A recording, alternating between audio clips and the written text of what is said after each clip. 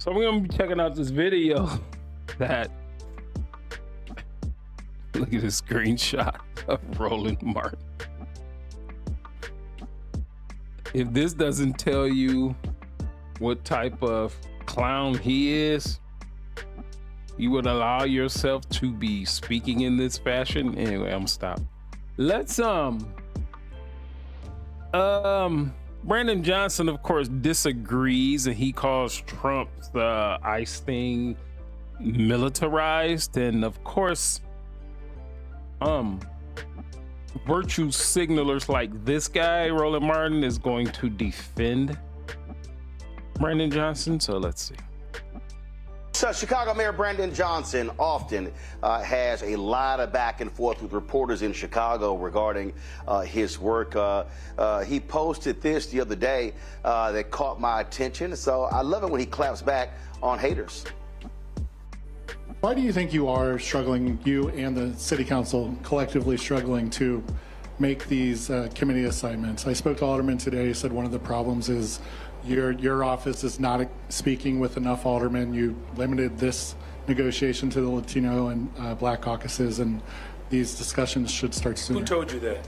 All right, so if you can see, I know I'm partially blocking it right here. It says, Chicago mayor shuts reporter down about kept campaign promises. All right, see if Brandon Johnson shuts him down, or does Brandon Johnson make a fucking fool out of himself like he normally does?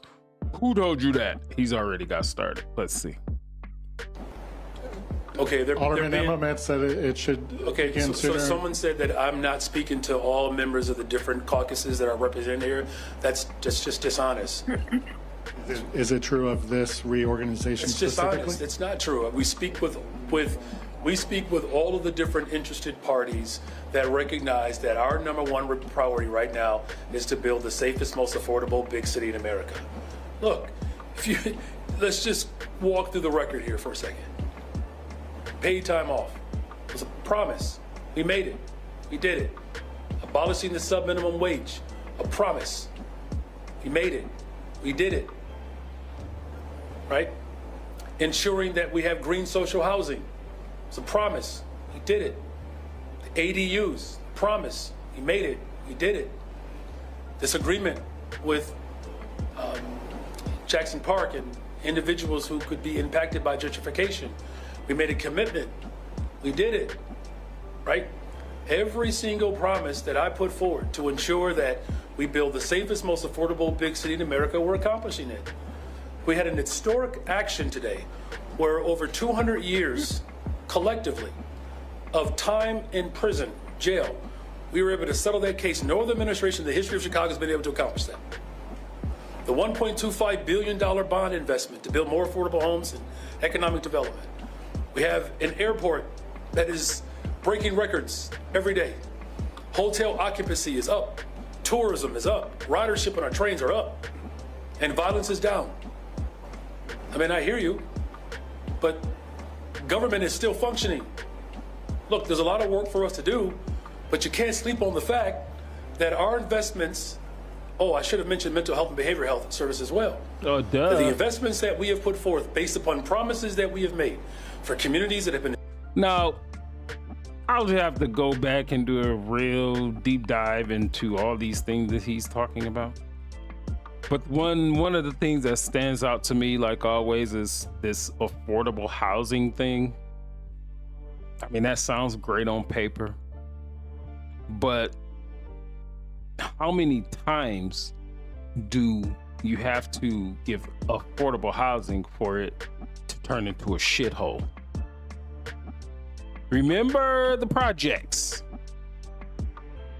The projects were not just something that they made up. It was an actual project. Put all these broke folks in one area, and let's see what happened. What happened was what was supposed to happen. And then what happened with the projects? They all got torn down. Now, they're not calling them projects today. They're calling them affordable housing. Now, what's going to happen in these affordable housing complexes. It's just another version of the projects. So all that other stuff that he's talking about, if he did those things, that's fantastic. Seriously doubt it. But if he did it, great. Now, the fact that his approval rating is at 6% says something else. If he's doing all these great and wonderful things. Because if the people feel like you're doing something for them, they're going to approve of you. Now, we can say whatever we want to about polls. Polls are hit or miss. They're hit or miss, but most of the time, they're really not that far off. For instance, if his approval rating is at 6%, well, you know what? Let me give him some grace. If his approval rating is at 10%, say if this poll is biased by all get out or whatever, can his approval rating be off by 49%? Can it be off that much? Right? Which would put him at approval rating at 59%. I just don't see that being the case. So, you know, if he did all that shit, that's great for the people of Chicago, one of my favorite cities in the world. Historically neglected for decades. We are fulfilling those promises. And so in the process of this reorganization, as long as there's a commitment to allow for this agenda to be moved forward, then I think that's the most important thing here.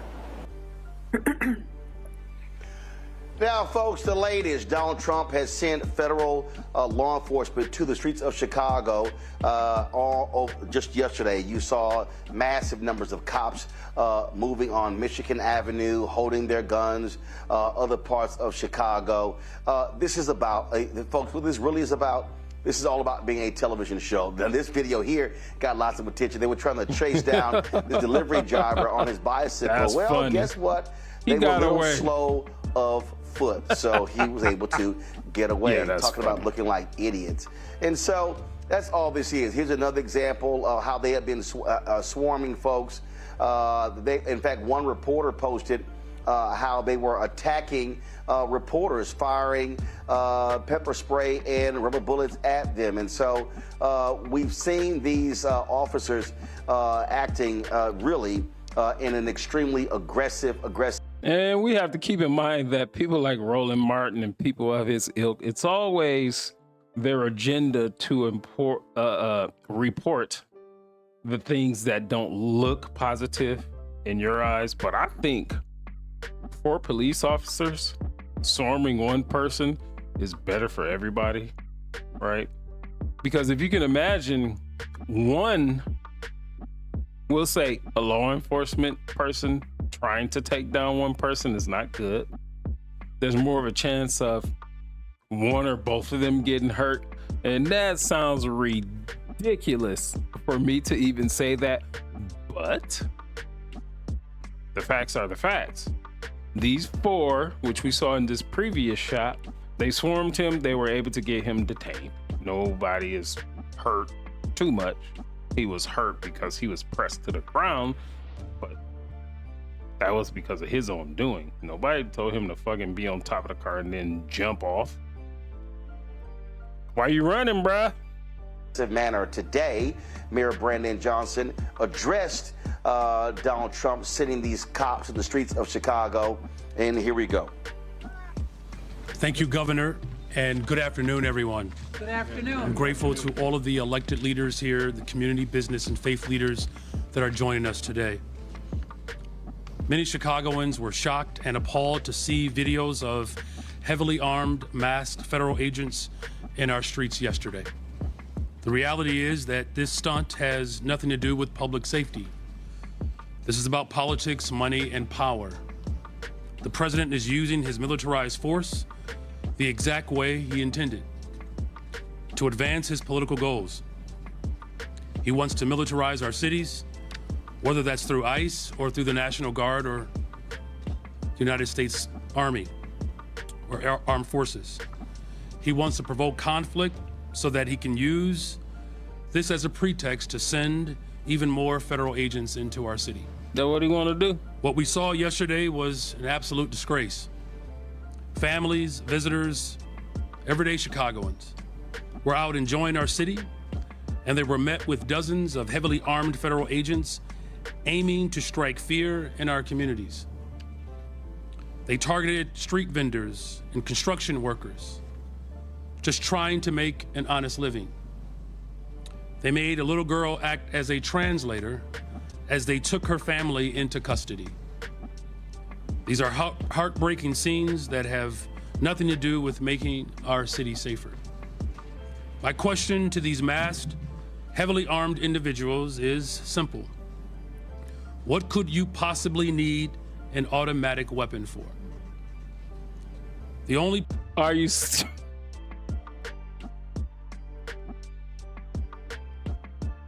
he being serious right now?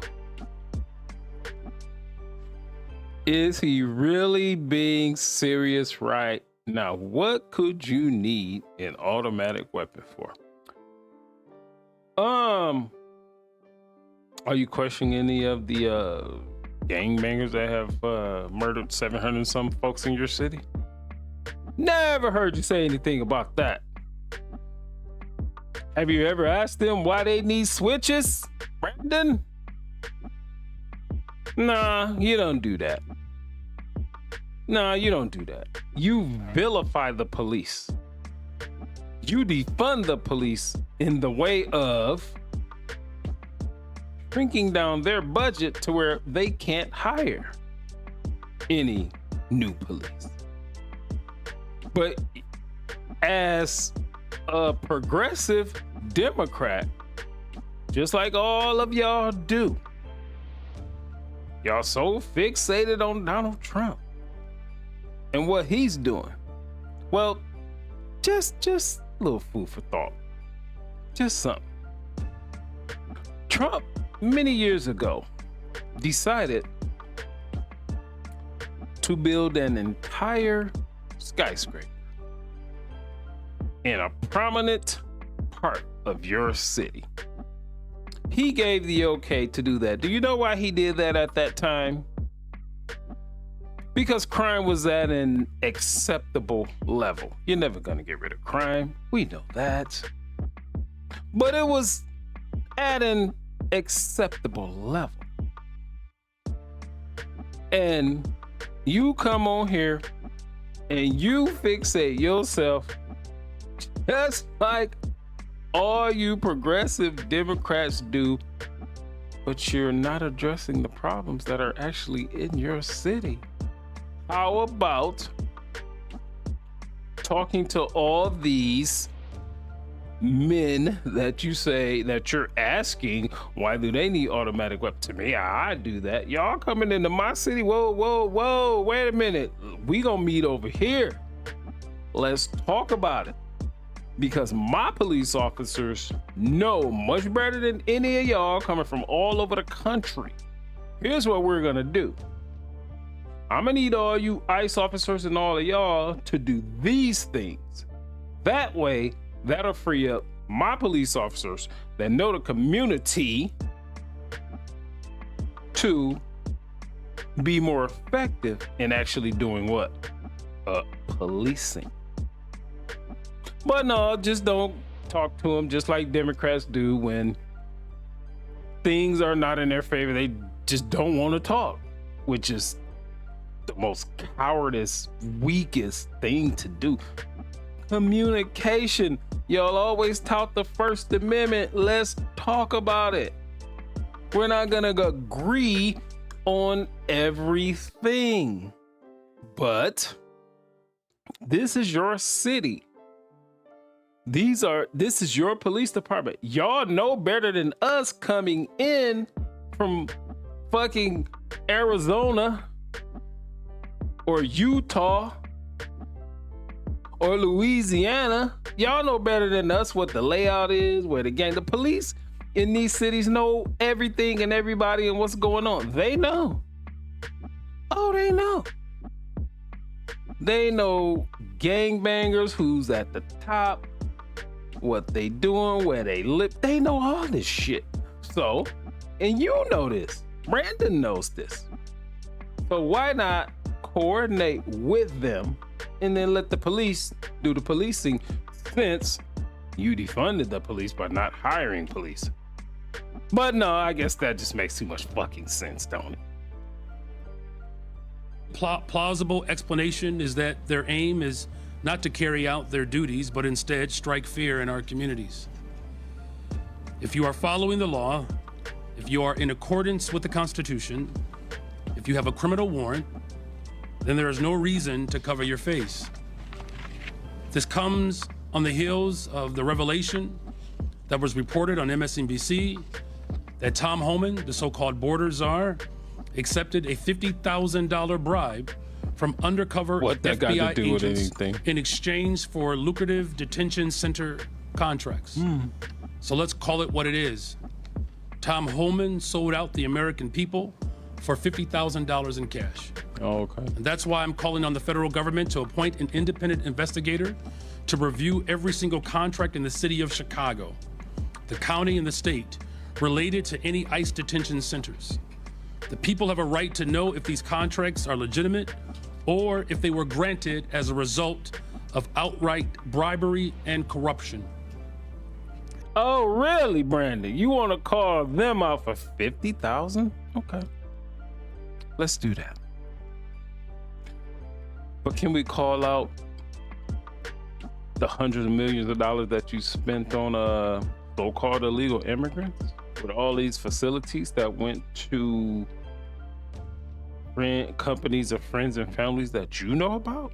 Can we call an investigation for that? Don't start it. Because they can do that. They can definitely do that. As of last week, 72% of those held in ICE detention have no criminal record. And of those with a criminal record, many are for traffic violations and misdemeanors. Well, the criminal record is they're in the country in the first place. They're illegal. That's their criminal record. So if they're here illegally, that's criminal. Regardless if they have traffic violations or whatever you said. Go ahead, keep on. You want to keep your slaves. I know that. Trump administration's detention campaign is not for public safety, it is for profit. More than 90% of the immigration detention centers are run by private and for-profit corporations. The Trump administration has already engaged in no-bid contracts with private prison contractors across the United States. Executives at private prison firms are calling this a gold rush, as their stocks have soared by as much as 80%. In May, the CEO of a private prison corporation told investors, and this is a quote, "Truly one of the most exciting periods in the history of the company." I don't doubt it. One company estimated that they could make as much as $400 million of taxpayer money per year from private detention. Another said that it could make as much as $1 billion in additional revenue. The two largest private prison corporations gave President Donald Trump at least $2.8 million for his re-election campaign. And this is the agency that Trump and Republicans just handed $170 billion, a blank check with little to no oversight. The money that Republicans gave to ICE is there's more funding given to ICE in this last budget that has been allocated for police departments at state and local governments in all 50 states, including the District of Columbia combined. Let me say that again.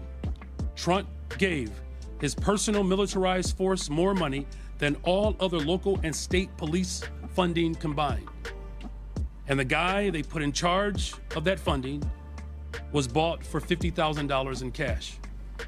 They are lining their own pockets and the pockets of the executives of small number corporations. to a small number of corporations. I've spoken with parents in Pilsen, Little Village, spoken to business owners on Devon Street, elders in Uptown who are too scared to take their children to school. We're losing business, and they're too afraid to even attend church because of their legal status. They're afraid of the reckless actions Get out of here. that they have seen. And this is not being tough or patriotic. To throw a crying mother to the floor who just wanted to be reunited with her children, it's abominable.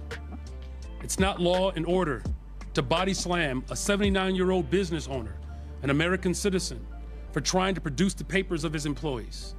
And there's nothing brave about firing pepper bullets with chemical Can agents you read, bro? at a Chicago CBS reporter for simply showing up to do her job. Greg Bovino, who spends countless taxpayer dollars on TikTok videos of himself, was in charge of the operation in Los Angeles, where a 15-year-old kid, an American citizen with disabilities, was handcuffed and held at gunpoint by ICE. His family is now suing. By the time this is over, there will be hundreds of millions of dollars of taxpayer dollars wasted in settlements related to the excessive use of force and the unconstitutional actions of this administration. See, anything he's saying, give a fuck if it's true or not. He's not, until you tell me that you have taken extensive measures to secure your city. Anything that he says about what Trump is doing, it just doesn't matter to me. Doesn't matter to me. Like an undocumented alien mother, regardless of age, that got thrown to the ground by an ICE agent. Okay. Yeah, that sucks. But it pales in comparison to 75 people shot on any given weekend, bruh. Like, I don't care what. Anything that you say regarding Donald Trump, Tom Homan, ICE, the National Guard coming in, I can't hear it. I cannot hear it unless you get up here and do a press conference to say, this is what we're doing to curb the violence in our city. And it has to be something besides the bullshit that he has been saying up to this point. He talked about affordable housing. He's talked about sending in counselors to crime scenes as opposed to police. But they don't have enough police, and mainly it's because of him and Lori Lightfoot. But you know what? Fuck Lori Lightfoot. She's not in there. He is. And he can correct the police shortage starting tomorrow. But he hates police. He hates police. He hates throwing people in jail. And if you start from that, then you understand why Chicago, I love it. Favorite city in the world. I don't care how many times you watch my videos. I might say it in every video concerning Chicago. One of my favorite cities in the world. Like the video, comment on the video, share the video. This is Mr. Info 5000.